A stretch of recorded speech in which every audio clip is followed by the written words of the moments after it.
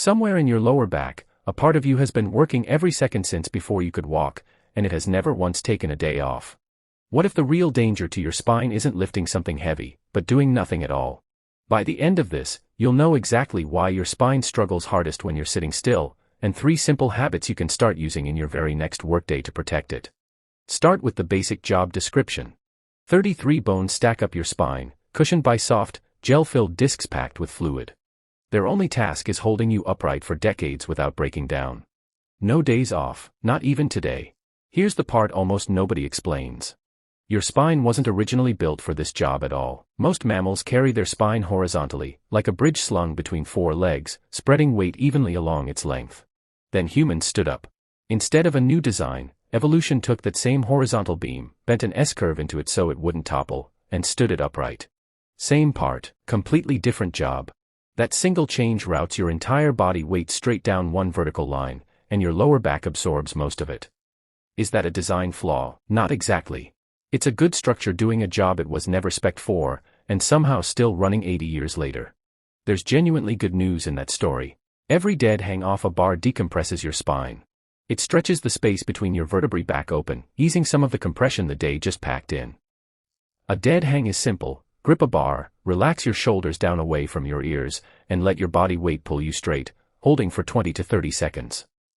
Pull-ups do the same job while adding strength. Add a few minutes of hip flexor stretching and a slow cat-cow through your lower back, and you keep the whole structure mobile instead of letting it lock into one shape. Why does that matter so much? Because a spine that still moves through its full range is a spine that's still getting fed, which becomes the whole story in a moment. Now the part that quietly causes more damage than any workout ever could. Hours of sitting still. You've probably heard that sitting crushes your spine.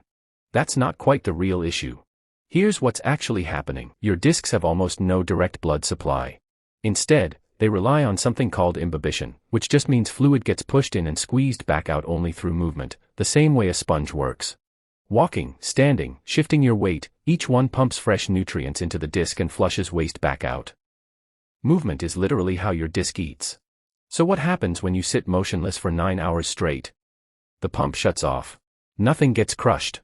The disc simply stops getting fed while sitting in its own waste. Doesn't that sound worse than a little slouching? The fix costs nothing. Stand up every 45 minutes. Walk for 2 minutes. Sit back down. That single habit keeps the nutrient pump running for the entire day. If your hips and lower back have already tightened up from years at a desk, pair that habit with a short daily mobility routine targeting those exact areas, since stiffness and a stalled nutrient pump tend to arrive together. Where you can, choosing a workspace setup that supports natural movement instead of locking you into one fixed position helps too, because your spine is meant to shift position hundreds of times a day, not hold one shape for 9 hours straight. A short mobility routine doesn't need to be complicated to work.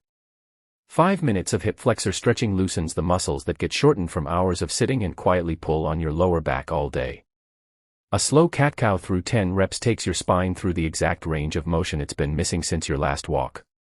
90 seconds of a deep supported squat, holding onto something stable, opens the lower back in a way sitting never allows. None of this needs equipment or a gym membership. It needs about 10 minutes, done consistently, which matters more here than doing it perfectly. There's a third habit working against you at the same time, and it has nothing to do with sitting. It's how you hold your neck. Your head weighs roughly as much as a bowling ball. Tip it forward to check a phone, and the muscles at the base of your neck have to pull harder just to stop it from dragging you forward. A small tilt becomes a heavy, sustained load. Multiply that by every notification, every scroll session that turns into 40 minutes without you noticing. Over months, those muscles hold a position they were never built to sustain, until they forget what neutral even feels like. Sound familiar? Remember the question from the start, why the real threat to your spine isn't lifting something heavy, but doing nothing at all. Now you know the answer. It's rarely the deadlift that wears your spine down. It's the 9 hours of stillness in between. Here's the one thing to apply in your very next workday. Set a timer for 45 minutes, and when it goes off, stand up and walk for 2 minutes, every single time, no exceptions.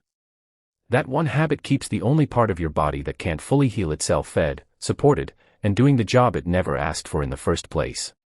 If this helped you understand your own back a little better, subscribe to FitLab for more of the real science behind how your body actually works.